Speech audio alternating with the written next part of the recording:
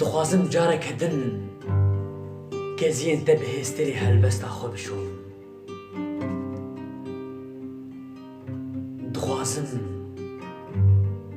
Dixwazim careke din geziyên te bi hêsterî helbesta xwe bişom. û li te bikim kirasek ji eşqa got têrxemiyê hatiye dirûm. Nema jusa bêtir bê nerx û reswa dibim dizanim. Dixwazim tenê carekê min kur bihatimay biterqiyana xûnavên berbangê li ber lehiya mikuriya min.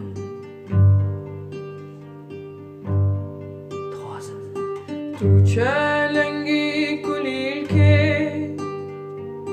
Dünyal helkê tin helkê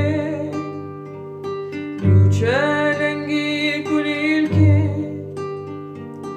Dünyal helkê tin helkê Çelenge avrin te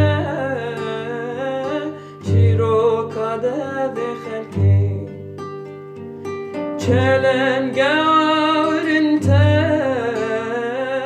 Şiroka ve helkê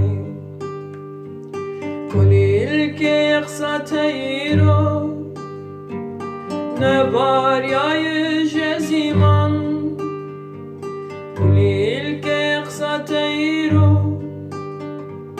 Nebaryayı